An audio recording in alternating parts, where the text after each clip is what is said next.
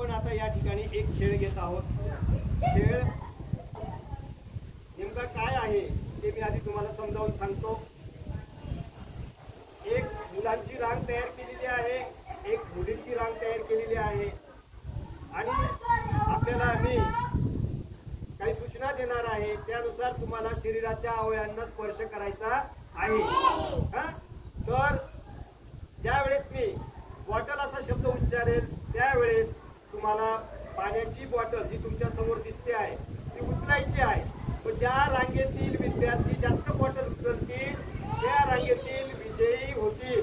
आलं का लक्षात? का सुरुवात?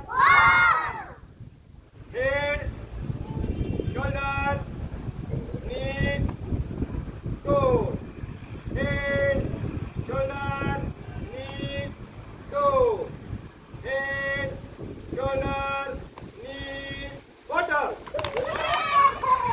बघूया आपण 1 2 3। मुलांच्या रांगेत 3 बॉटल आहेत, मुलींच्या रांगेत 1